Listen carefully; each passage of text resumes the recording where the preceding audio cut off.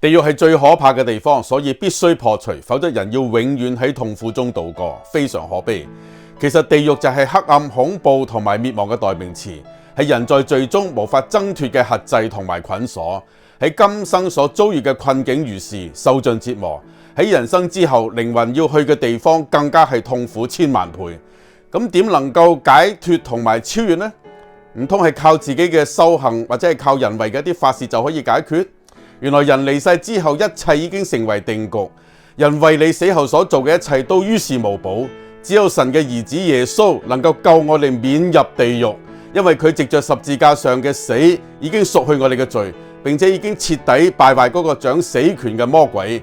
更加因為佢從死裏面復活，能夠救我哋脫離永死，包括輪迴進入永生。